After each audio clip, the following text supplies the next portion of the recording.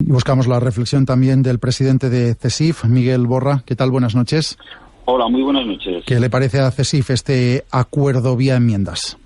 Bueno, pues en primer lugar lo que tenemos que decir es que habrá que conocer exactamente cuál es el texto que acaba saliendo. Es decir, las enmiendas no podemos olvidar que tienen que debatirse, votarse en sesión plenaria, que todavía no hay fecha, donde podrán confirmarse, cambiarse o alguna decaer. Luego tienen que pasar al Senado. Es decir, hay que conocer la literalidad del texto para saber exactamente qué es lo que estamos diciendo. Lo que está claro es que lo que quieren introducir es una disposición adicional, en este caso la sexta, que es nueva, que habla de una convocatoria con carácter excepcional por una única vez y mediante que se desarrollará mediante ley y que establece el sistema de concurso para las plazas que estén ocupadas con carácter temporal con anterioridad al 1 de enero del 2016. Nosotros lo que tenemos que remarcar, primero, la necesidad de que haya seguridad jurídica. Es decir, no podemos permitirnos que otra vez los tribunales tumben determinadas actuaciones del gobierno, porque esto vuelve a incidir en los interinos, que son los paganos de esta situación, cientos de miles de personas,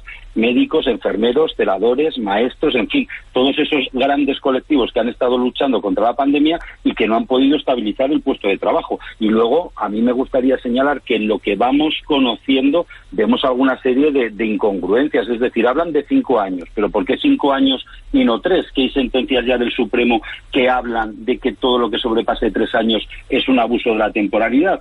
Hablan de plazas, pero no hablan de personas. En fin, hay una serie de interrogantes que no están todavía aclarados y que habrá que ver efectivamente qué es lo que acaba saliendo del Congreso. Precisamente por una de estas cuestiones le quería preguntar, porque parece, por lo que ha trascendido hasta ahora, como decía usted, que se habla de plazas y no de personas. Y esto abre la puerta a que el hecho de llevar 5 años en un puesto no implica que un interino necesariamente consiga una plaza fija. Lo que dice el acuerdo es que tendría más fácil, porque no se tendría que opositar y que la plaza sería fija, pero esa persona no tendría automáticamente reconocido el empleo fijo.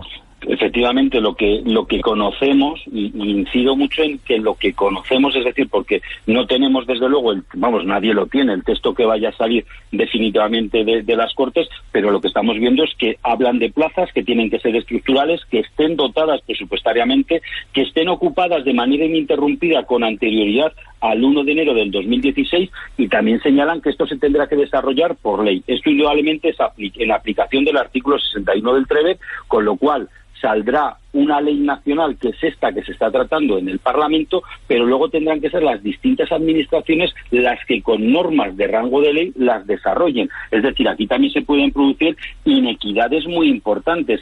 Puede ser que haya interinos de determinadas comunidades a las que se les acabe aplicando esta ley, pero puede ser que otras comunidades autónomas o otras administraciones locales no las quieran aplicar, con lo cual se va a producir desde luego un quebranto de este principio de equidad, de igualdad de todos, en este caso de todos los interinos, porque habrá unas administraciones que lo apliquen y otras administraciones que no lo apliquen. Y luego lo que usted estaba señalando de que no necesariamente de manera automática se va a tener la plaza, habrá que ver si se va a respetar el principio de libre concurrencia o no se va a respetar, pues porque el Tribunal Constitucional ha dictado distintas normas y distintas sentencias que indudablemente nos marcan cuál es la interpretación de las leyes. Entonces nosotros seguimos incidiendo en que hay que ser cautos, que hay que conocerlo con precisión y desde luego que hay que tener seguridad jurídica, porque se está tratando con la vida laboral de cientos de miles de personas y desde luego no pueden estar a los vaivenes o a los arbitrios, en este caso, de los políticos. ¿Tienen hechos ustedes cálculos de cuántas personas se podrían beneficiar de este cambio en caso de que se aplicara, como se dice ahora,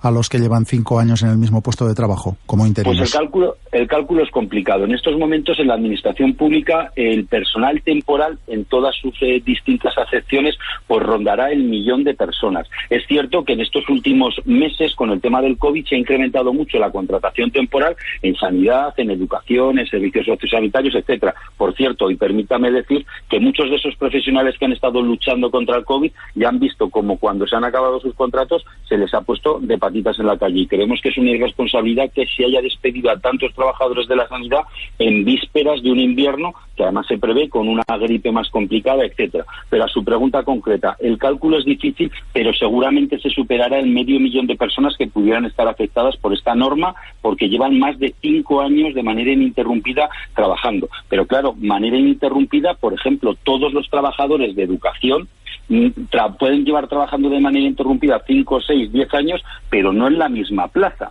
Con lo cual, bueno, pues hay una serie de muchas preguntas en el ambiente. Esto afecta a muchísimas personas. Nosotros estamos intentando contestar los miles de correos electrónicos que estamos recibiendo en todas nuestras sedes, las miles de llamadas, pero desde luego tenemos que hacer un llamamiento. Hay que esperar a ver qué es lo que sale exactamente del Congreso. Entre esos miles de correos y llamadas seguro que habrá habido varias de personas que se están preparando oposiciones siendo interinos. ¿Qué se les dice a este colectivo? Pues lo único que podemos decir es que tenemos que esperar a ver qué es lo que sale. En estos momentos lo que está vigente es el Real Decreto que se convalidó en las Cortes, pero desde luego tenemos que ver cómo se acaba desarrollando la ley, porque, por ejemplo, también en esta ley se suprime en la transitoria primera la referencia expresa a que los procesos selectivos cuya convocatoria ya se hubiera publicado con anterioridad a la entrada en vigor del Real Decreto se seguirán ejecutando con arreglo a las previsiones que contenían. Eso se ha suprimido. ¿Qué quiere decir eso? Pues habrá que ver exactamente qué es lo que marca la ley. No solamente hemos recibido llamadas de interinos, de personas que se están preparando las oposiciones, que también todos los interinos, prácticamente todos, casi siempre están estudiando unas oposiciones, sino que también hemos recibido llamadas de personal fijo. ¿Qué pasa con los concursos de traslados? ¿Qué pasa con la promoción interna? Porque claro, eso se encontraba ya regulado en el acuerdo que habíamos suscrito con el ministro Iceta, y claro, también el personal fijo tiene sus derechos, por supuestísimo,